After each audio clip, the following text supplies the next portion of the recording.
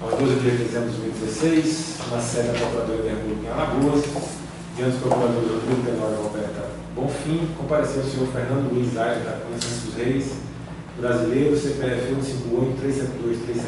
158-372-37704, a fim de prestar depoimento em razão da celebração de acordo de colaboração com o ITF. Todos os presentes são certificados nesse momento da proibição do uso de qualquer instrumento de gravação ou registro de áudio ouvido próprios e declaram não estar fazendo uso oculto ou dissimulado de qualquer equipamento sob as penas legais. Confirmo.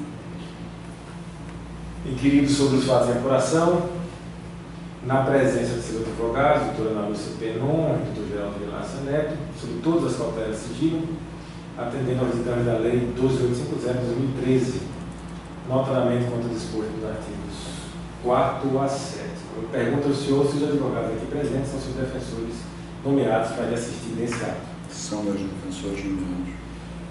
Se o senhor renuncia na presença dos seus defensores ao direito ao silêncio, reafirmando o compromisso legal de dizer a verdade, nos termos do artigo 4º da Lei 12850. Renuncio. Se o senhor pretende colaborar de forma efetiva e voluntária com investigações de processos criminais, nos termos firmados com o Ministério Público Federal. Pretendo. Se o senhor, com seus defensores, autoriza expressamente, está ciente do registro audiovisual do presente ato de colaboração, além do registro escrito nos termos do parágrafo 7º do artigo 4º da Lei 12850. Estou ciente e autorizo. Se o senhor está ciente de que os efeitos da colaboração premiada dependem de um dos seguintes resultados, conforme o artigo 4º da Lei 12850, identificação dos demais coautores partícipes da organização criminosa, das infrações penais por eles praticadas, revelação da estrutura hierárquica da divisão de tarefa da organização criminosa, prevenção de infrações penais decorrentes de atividades da organização criminosa, recuperação total parcial do produto ou do proveito das infrações penais praticadas pela organização. E se o senhor também está ciente que a concessão do benefício vai levar em conta a personalidade do colaborador, natureza, circunstâncias, agravidade e a repercussão social do fato criminoso e a eficácia da colaboração. Sim. O senhor também está ciente dos direitos do colaborador. Ciente. Eu gostaria de solicitar que o senhor, em relação ao anexo 1, ao Aldemir Bentini, falasse o que entender pertinente. Perfeito, muito obrigado. O senhor André Gustavo, na verdade, André Gustavo Vieira, eu não sei precisar exatamente quando eu o conheci, em que situação eu conheci. Eu conhecia superficialmente, já tinha estado com ele algumas vezes, sempre falando de marketing, de publicidade de concessões contra a favor de esgoto, água, e num determinado momento ele me telefonou, dizendo que precisava falar comigo pessoalmente, que ia estar em São Paulo, marcou um encontro nesse Hotel Mercury em São Paulo. Eu me lembro até da data, porque foi uma data de jogo da Copa do Mundo. Tinham pessoas no café da manhã com camisa de time de Copa do Mundo. E nesse encontro ele trouxe e fez questão de mostrar que ele conhecia extensamente a agenda do Grupo Odebrecht junto ao Banco do Brasil. Estava hospedado no hotel? Não, nem ele. Ele eu acho que estava hospedado ele estava hospedado no hotel. Eu não.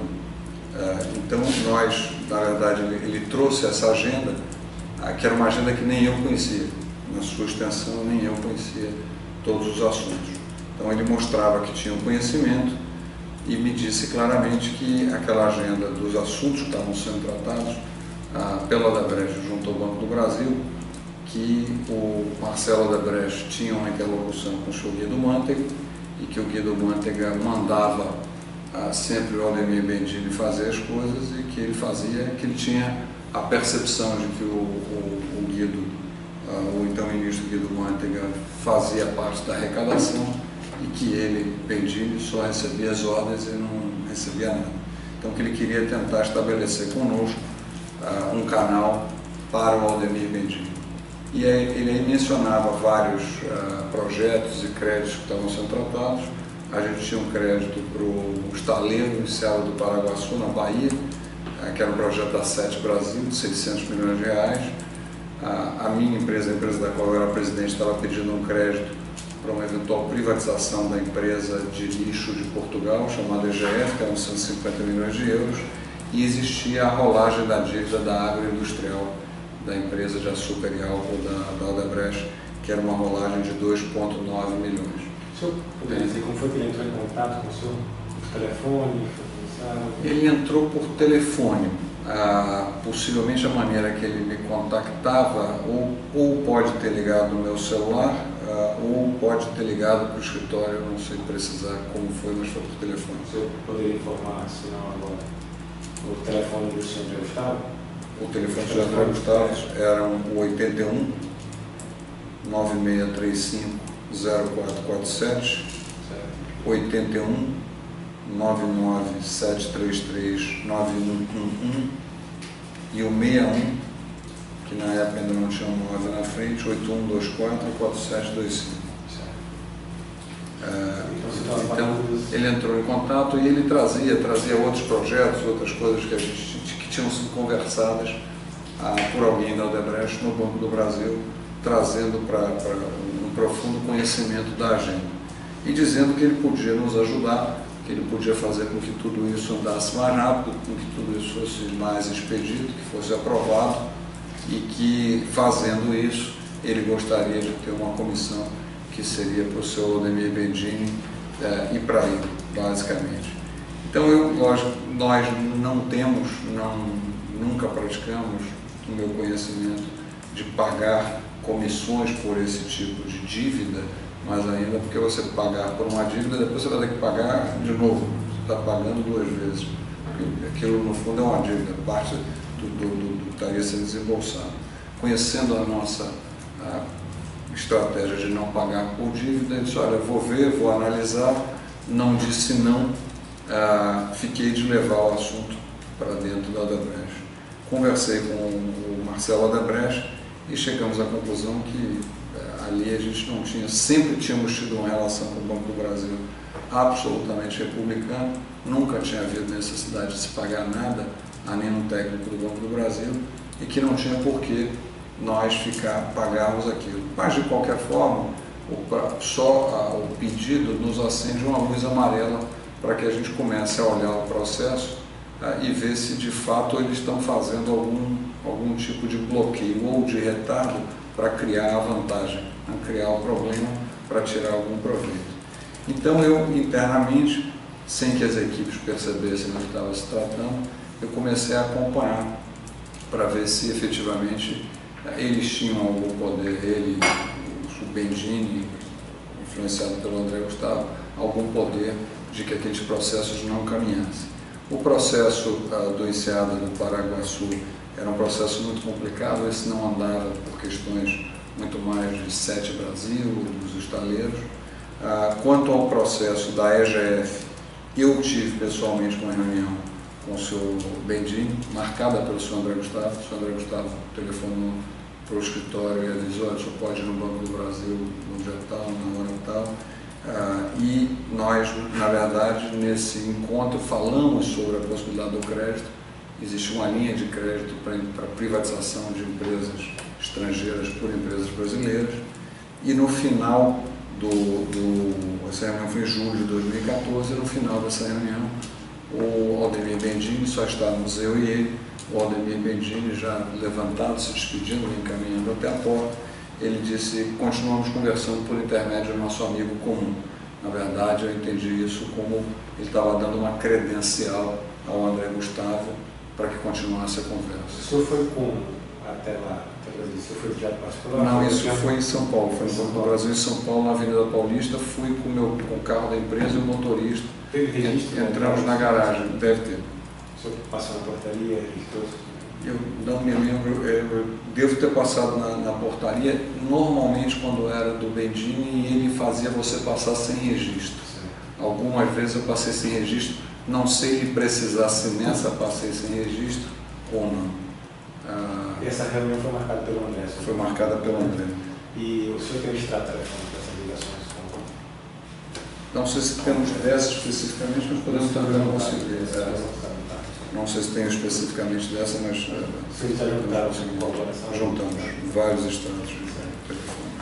Continua. Então, o seu pedido, só retomando o seu parou, e continuamos conversando com os nossos amigos comuns. Isso, e isso no fundo foi para mim um entendimento claro de que ele estava credenciando o canal do André Gustavo como uma interlocução conosco, ou seja, ele estava certificando o André Gustavo. Posteriormente a isso, o André Gustavo me procurou, dizendo que está no Rio de Janeiro, marcou um novo encontro, dessa vez no Hotel Excelsior. Tenho a impressão que ele também estava hospedado lá, nesse Hotel Excelsior, e aí conversávamos sobre todos os... Ele voltou querendo saber se nós já tínhamos uma posição sobre como remunerá-lo por essa ajuda que ele estava oferecendo. Nesse momento, eu me lembro perfeitamente, até uma mesinha, um canto de sofá ao lado da recepção onde nós estávamos, ele puxou um pedaço de papel com os projetos anotados. E eu disse, olha, esse Serra do Paraguaçu é muito complicado, esse não vai sair. Se não me engano, a licitação de privatização da EGF, àquela altura nós já tínhamos perdido, porque nós perdemos, não demos uma proposta competitiva e perdemos. Então ficava basicamente naquele momento o crédito da água industrial, que ele falava inicialmente uma comissão de 2% a 3%, e nós naquela época imaginávamos que esse crédito da água industrial, só para dar uma recapitulação de valores, a gente estava falando de 600 milhões de reais, a gente estava falando de 600 milhões de reais para o estaleiro Enseada do Paraguaçu, a gente estava falando de 150 milhões de euros para a EGF, e naquela época se falava de uma rolagem de dívida da água industrial de 2,9 bilhões de reais. O setor de açúcar e álcool ele tem a dificuldade que ele até aquele momento, ele só tinha dívida de curto prazo, você sempre rolava no curto prazo. Então aquilo era uma coisa que a gente convivia com aquilo, não era a primeira vez que estava se fazendo isso. Então no final ficou basicamente, acabou que naturalmente, como os assuntos foram se esvaziando, o ponto de concentração ficou o crédito da água industrial. Ele falava de 2% ou 3%, a gente não queria dar nada, né? 2% ou 3% seria um absurdo, seria 60, 90 milhões de reais, era o que a gente estava falando, e a nossa intenção não era absolutamente dar nada para ele. Essa conversa continuou, a gente, inclusive, se você fizer uma conta, 2 ou 3% desse não crédito, que era um crédito de mercado, não era um crédito subsidiado, isso acaba tomando uma proporção absurda, né? Então, deixa de ter sentido você até estar tomando o crédito naquela linha do Banco do Brasil por essa proporção. Então, depois eu voltei a conversar com o Marcelo Odebrecht para saber o que a gente devia fazer e mantivemos a linha de não pagar, não aceitar essa pressão deles, mas continuar acompanhando para ver o que de fato poderia ser feito. Eles chegaram a diminuir diante da existência das pessoas? Nada. O corpo técnico continuou normalmente. Estou dizendo o senhor André. Ele depois, quando ele viu que a gente não estava aceitando, ele propôs 1%. Ele propôs 1% e manteve 1%. Mas a diminuição de ritmo não houve nenhuma. As discussões eram basicamente técnicas e os problemas eram problemas de natureza técnica do próprio Banco do Brasil. Depois eu tive com ele um encontro em dezembro de 2014, já na residência dele em Brasília, na casa dele em Brasília, na QL3, Conjunto 10, Casa 2, no Lago Sul. E nessa reunião ele voltava a insistir que o crédito estava caminhando, que ia sair. Num primeiro momento nós tínhamos pedido a ele até para testar se eles tinham alguma influência, apesar de eles não estarem atrapalhando, a gente queria testar se eles tinham alguma influência para ajudar também. Então nós tínhamos pedido para que esse crédito saísse até 31 de dezembro e ele se justificava dizendo que não ia sair até 31 de dezembro, também mostrava que ele também não tinha a capacidade de ajudar, de influenciar o corporativismo. E naquele momento o Banco do Brasil já tinha decidido que dividiria esse crédito em dois, que para a safra 15-16 ele daria 1,7 bilhões e depois daria para a safra seguinte mais 1,2 bilhões de reais. Essa reunião foi em Brasília? Foi em Brasília, você se deslocou na casa. Eu fui no nosso avião e tem aí como o plano de volta juntado como prova corroborativa. E saindo dessa reunião, eu voltei a conversar com o Marcelo e mantivemos a linha de não pagar, até porque tínhamos aí o indício de que ele não estava nem ajudando, nem atrapalhando, que era meramente, estava aproveitando uma oportunidade. Posteriormente a isso, já em fevereiro de 2015, o senhor Bendini deixa o Banco do Brasil e passa para a Petrobras, onde a agenda da organização Odebrecht era muito mais densa e mais sensível, principalmente pelos efeitos da Operação Lava Jato. A agenda da Odebrecht com a Petrobras, naquele momento ela já tinha aluguel de sonda, questões da própria construtora, das obras que tinham sido paralisadas, tinha muito pequenas questões nossas, quase nenhuma da Odebrecht ambiental, mas tinha havido o que a gente foi conhecido como bloqueio cautelar, que em 29 de dezembro o Conselho da Petrobras decidiu tirar do cadastro da Petrobras, ou seja, colocar numa lista negra mais de 20 empresas nas quais elas entravam na lista negra da Petrobras. O problema da lista negra da Petrobras, ela tinha duas consequências. Uma das consequências era imediata, era o impedimento de que aquelas empresas pudessem contratar com a Petrobras. No caso da Odebrecht, óleo e gás, isso era mais premente. No caso da construtora, nem tanto. E no caso da Odebrecht ambiental, também muito pouco. Mas a vertente que mais incomodava é que essa decisão tinha sido tomada com base no conceito de grupo econômico, o conceito do Banco Central de grupo econômico. Então isso podia trazer uma contaminação se isso fosse adotado por outros órgãos da administração pública e levado nessa literalidade, isso poderia trazer um efeito devastador para a organização Odebrecht e para todos os outros empreendimentos, para todas as outras organizações empresariais brasileiras envolvidas na Lava Jato. Então esse era um assunto muito sensível, porque no caso da Odebrecht ambiental nós não tínhamos nenhum grande impacto no bloqueio cautelar da Petrobras, mas o conceito de grupo econômico, ele pegava todas as empresas do grupo econômico e isso tinha um problema grande. Vocês passaram a ser procurados de novo depois que o senhor Bendini virou presidente da Petrobras? Passamos a ser procurado, o senhor André Gustavo frequentemente me ligava antecipando informações da Petrobras, informações que às vezes nem eram de nosso interesse, informações gerais, coisas que iam ser aprovadas no Conselho, coisas que iam ser discutidas no Conselho, mudança de algum diretor, alguma coisa também para se credenciar que mantinha a mesma proximidade com o senhor Aldemir Bendini na Petrobras, desde quando ele estava na questão do Banco do Brasil. Falando do senhor André, nessas outras reuniões que o senhor teve com ele, tinha mais alguém? Ou só o senhor? Não, só ele. Pode continuar, por favor. Só ele. E, na verdade, já nós tivemos uma primeira reunião, logo depois do Bendini assumir a presidência da Petrobras, foi no Hotel Windsor Atlântica, onde ele estava hospedado, como ele morava em São Paulo e Brasília e mudou-se para a Petrobras, ele ficou hospedado no Hotel Windsor, em frente ao restaurante Aluro, numa recepção. Nesse encontro eu me lembro, inclusive, que a esposa dele passou, ele me apresentou a esposa, estávamos os três, eu, o senhor André Gustavo e o Aldemir Bendini. Ambos estavam hospedados? O Aldemir Bendini com certeza estava residindo ali temporariamente. O André Gustavo tem a impressão que não estava hospedado lá. Não sei dizer. Não sei dizer. O Aldemir Bendini com certeza, porque a esposa dele passou inclusive para pegar uma chave do quarto para subir. Ele estava temporariamente hospedado ali.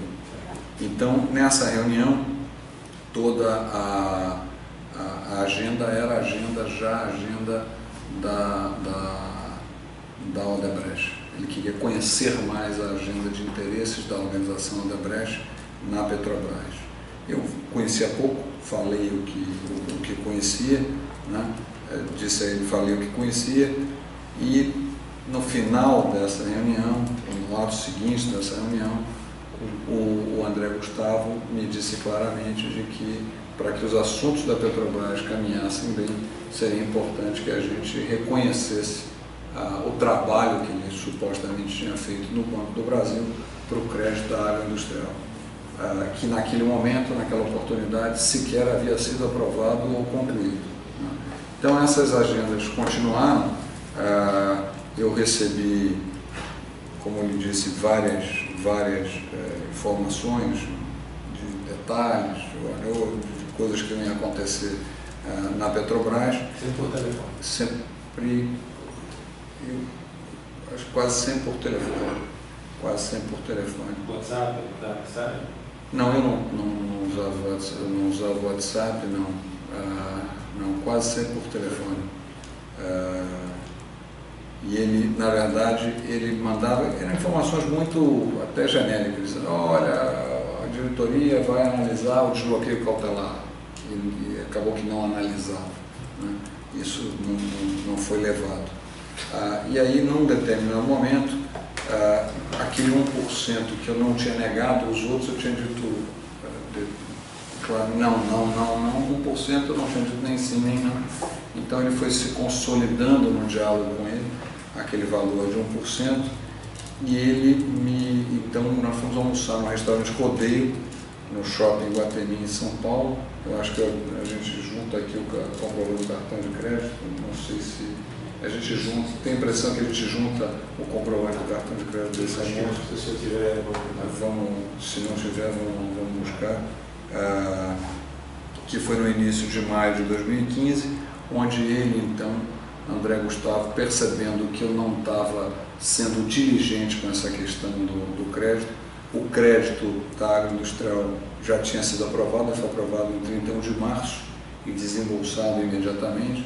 Então, o senhor veja que foi desembolsado quase que 60 dias depois dele já ter saído do Banco do Brasil, ou seja, a influência dele não era nenhuma no crédito. 60 dias na dinâmica de um crédito desse não representa muito.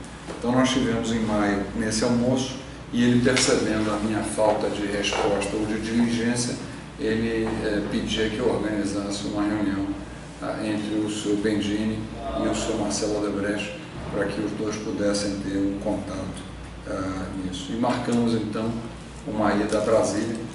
Eu peguei no dia que o Marcelo ia estar em Brasília, que era o dia 18 de maio, e ele tinha algum outro compromisso nesse dia, se dispôs, então, a depois do compromisso dele, ir à casa do André Gustavo Vieira. Novamente, de jato, e os senhores juntaram comigo? Não, eu acho que Marcelo foi de avião de carreira, mas voltou de jato comigo.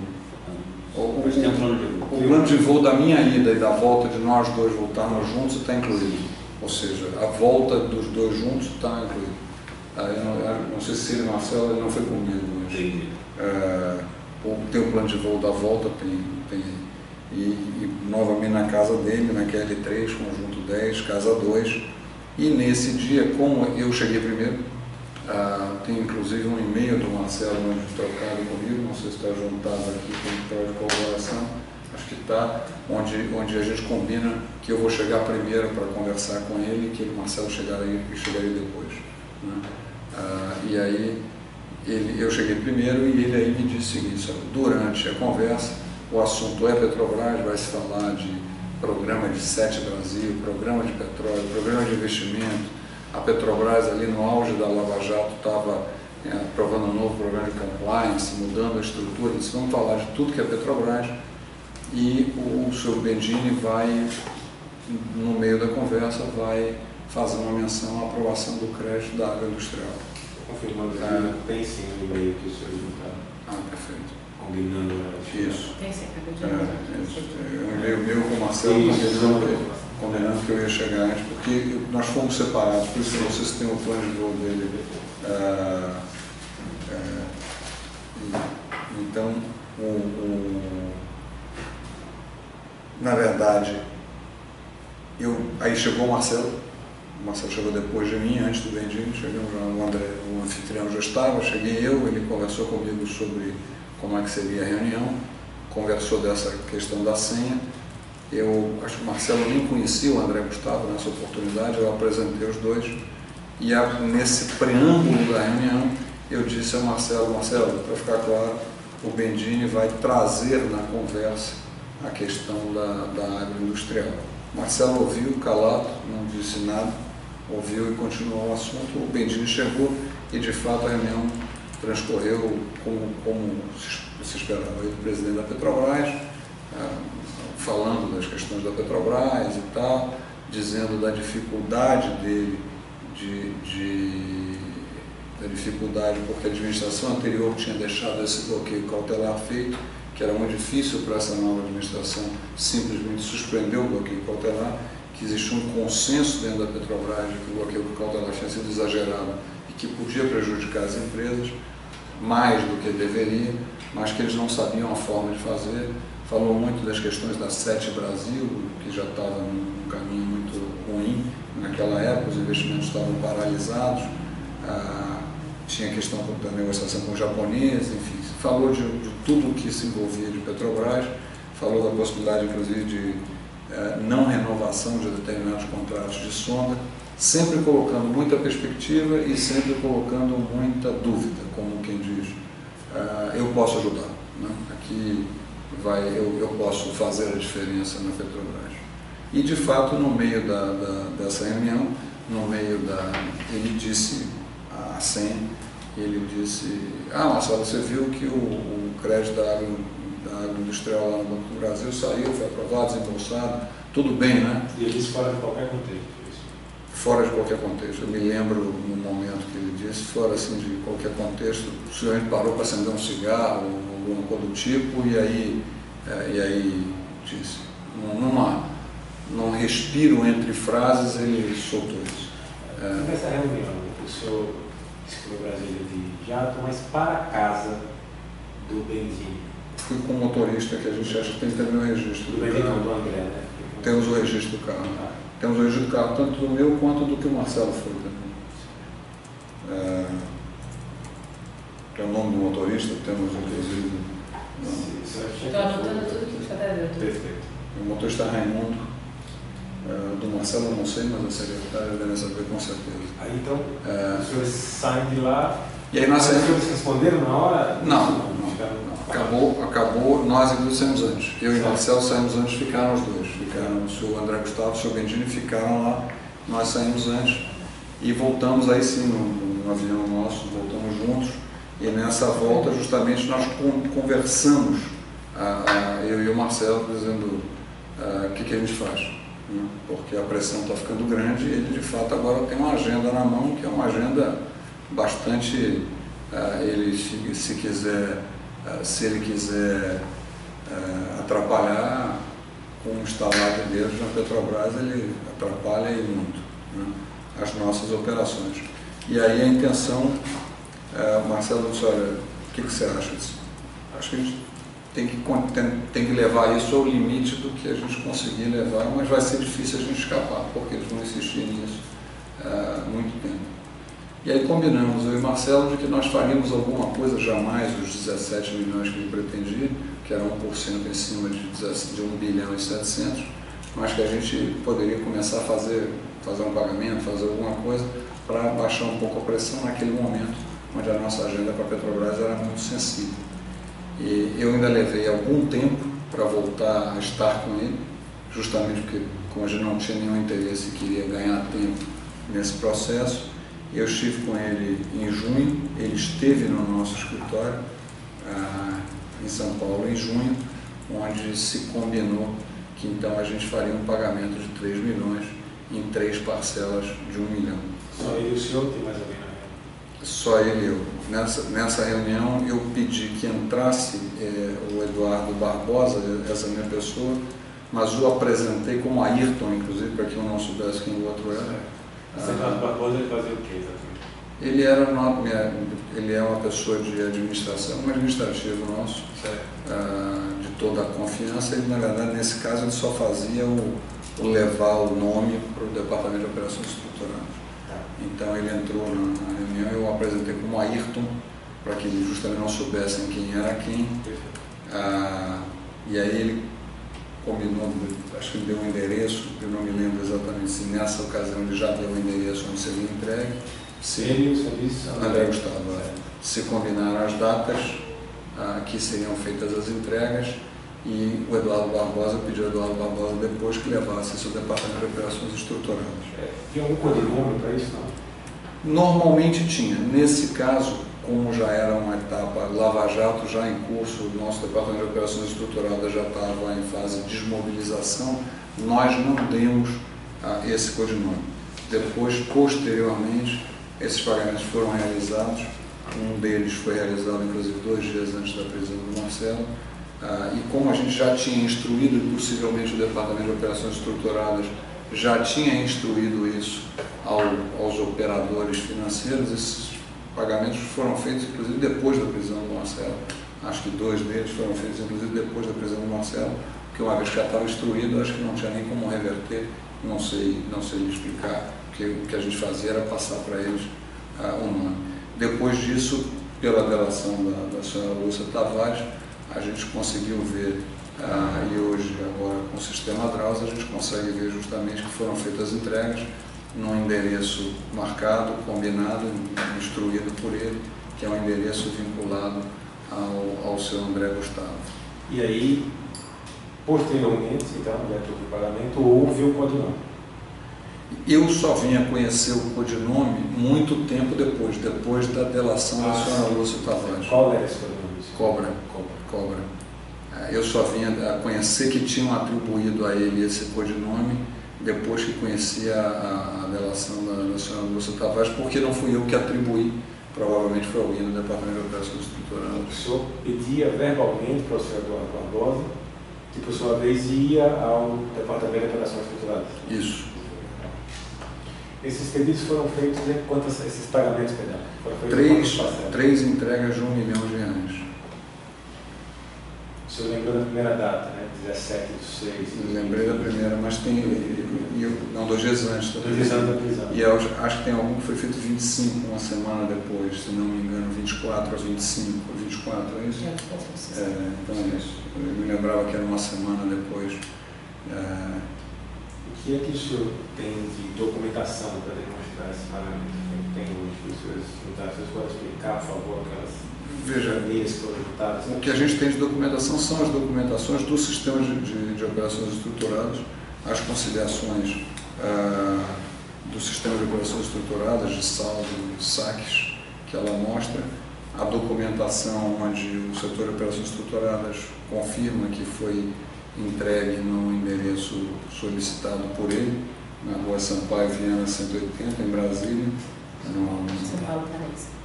Essa foi em São Paulo, Esse documento com esses dados, quem foi que produziu esse documento? A senhora Lúcia Tavares. Que era uma das operadoras do setor estruturado, que foi quem fez a delação em fevereiro desse ano, antes disso.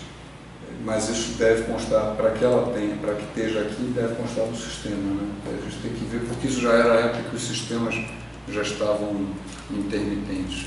Mas com certeza na delação dela consta e foi verificado pela Polícia Federal por ocasião da operação da 26ª fase da Operação Chego. Na planilha, além desse documento do senhor juntário, então tem a menção ao pagamento cobra. Isso. E eu vi outra das planilhas que tem menção a certos nomes de doleiros, né? De doleiros. E aí aquela planilha ela se refere ao crédito que o setor estruturado tinha como doleiro para poder fazer os pagamentos. Isso. Não dá para saber que houve pagamento somente por essa planilha. Né? Não dá, não. Precisa cruzar com essa informação. Precisa cruzar com essa informação. E cidades pessoas. Aparece o nome do senhor, aquelas siglas que estão. Aparece a sigla FR. Essa é o seu? FR sou eu. Aparece a sigla FR como requisitante, como quem estava pedindo esse pagamento. Aí aparece o nome desse documento. Nesse aparece o nome, mas na planilha. Na planilha aparece FR. Aparece FR e aparece inclusive a referência agroindustrial também, que é referente ao crédito da agroindustrial. Deixa eu só pensar.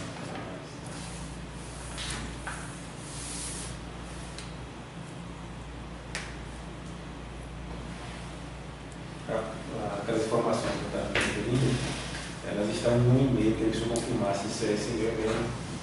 Lúcia Tavares, posições para cada prestador. Então, esses nomes aqui, Paulistinha, São Paulo, Cachaça, Salvador, Setembro, Salvador, isso são operadores, não é isso? Isso.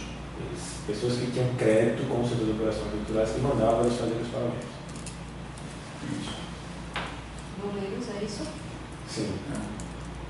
Isso tudo, eu tampouco conhecia como é que isso funcionava. Fui conhecer isso, esse modus operandi depois da delação dela e agora por conta das investigações. Isso eu não tinha tinha nem ideia de como é que isso funcionava. Só tem aqui o anexo, É, o anexo 1 é. um F.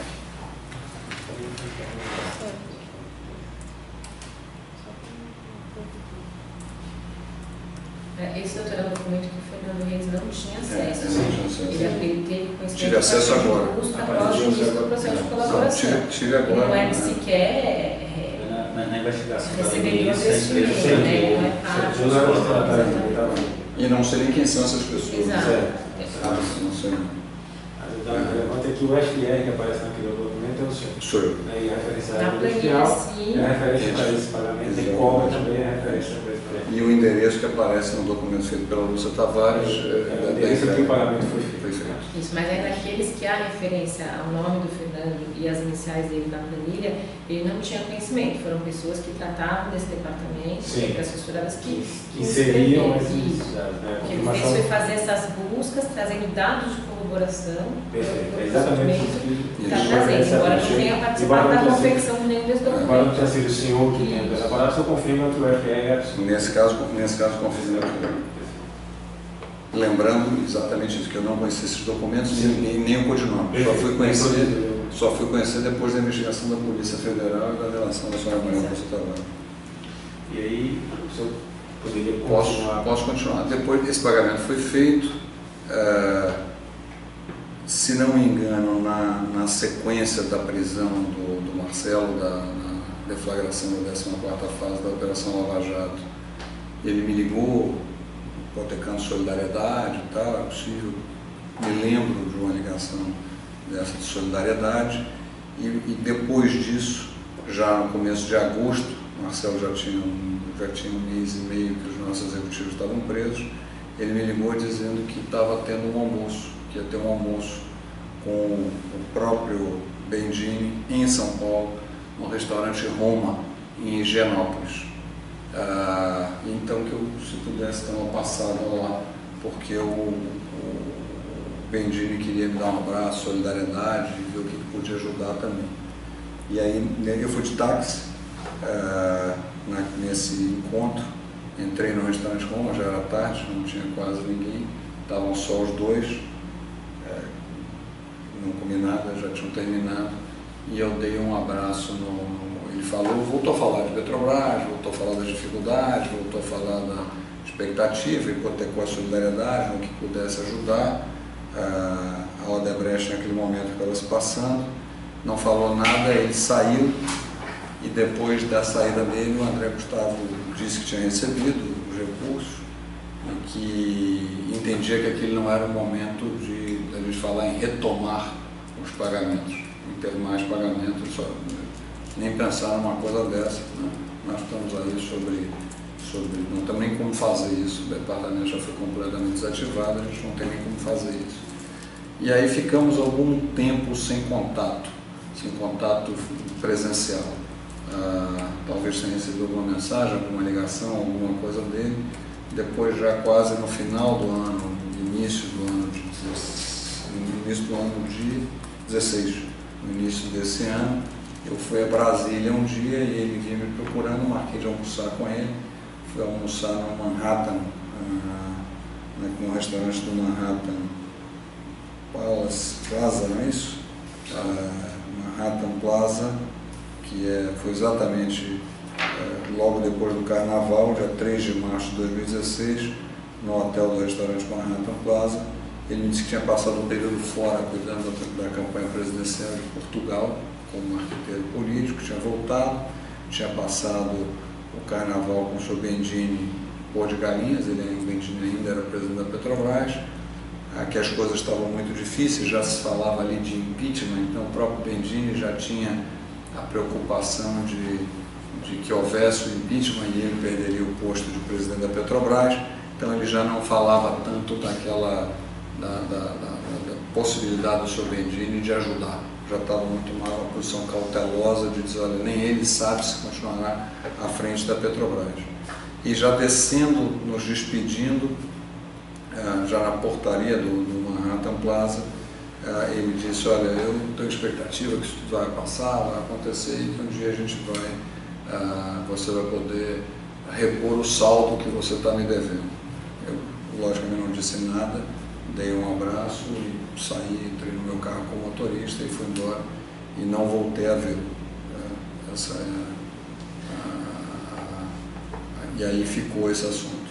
Quando os senhores pagaram os 3 milhões, os senhores esperavam obter o quê? Nada. A gente, na verdade, esperava... nada, não. A gente esperava... Em primeiro lugar, eu diria que a gente esperava não ser prejudicado. Essa era a primeira expectativa. E esperavam ter eu diria que não esperava nada além do que a gente já tinha. Esperava manter o acesso, manter essa boa relação para poder continuar discutindo todas as questões que a gente tinha. Eles entregaram isso? Não entregaram. Não. A relação se manteve, ou seja, se a gente quisesse, nem nós quisemos muito depois de todos os problemas que a Odebrecht entrou, depois da 14ª fase, nem nós procuramos muito mais, mas, enfim, a conversa, a prova que ele me chamou no restaurante para falar, para dizer que as coisas continuariam, que ele continuaria lutando pelos nossos interesses, era mais para ter essa relação, para ter esse acesso e que ele não cortasse ou prejudicasse. Então, nada demais, né? No fundo, a gente esperava que a relação se mantivesse fluida e que ele fosse capaz de fazer alguma coisa. Ou seja, ele não fez nada, ao contrário. Nós, inclusive, tivemos 1 ou 2 contratos de sondas cancelados. Teve um contrato de uma sonda da Petrobras, se não me engano, a Norb 6, que foi cancelada ainda no ano de 2015, foi cancelada na sequência. Cancelaram o contrato da sonda, que foi muito prejudicial para a empresa, para a Odebrecht Gás. O bloqueio cautelar foi mantido, as questões da Sete Brasil nunca foram resolvidas, ou seja, nada daquilo que estava se tratando foi resolvido. Não foi resolvido, não que ele tenha prejudicado, que ele tenha feito, não deve ter feito força a favor, também não fez força contra. Então, tal qual a minha percepção na questão do Banco do Brasil, era quase que se valer da situação que estava, né, da posição que ele tinha para ter algum benefício. Era muito mais em função da posição do que das ações que ele fizesse ou deixasse de fazer. As 3 parcelas do pagamento, o senhor sabe se elas foram entregues na mesma maneira? Aí tem um documento que o senhor da senhora Lúcia trabalha com o endereço, talvez ele foi entregue naquele... No mesmo endereço. Nas 3 parcelas. Dia 17 de junho, 24 de junho e 1º de julho. As 3 no mesmo endereço, na rua Sampaio Viana, 180, edifício Option Paraíso, apartamento 43 de Paraíso, no bairro de Paraíso, São Paulo. As 3 foram feitas no mesmo endereço. Não tem mais perguntas. O senhor quer acrescentar alguma coisa em relação a esse fato específico? Doutora? Muito obrigado. Obrigado a você. Vamos encerrar esse e continuar com o nosso trabalho.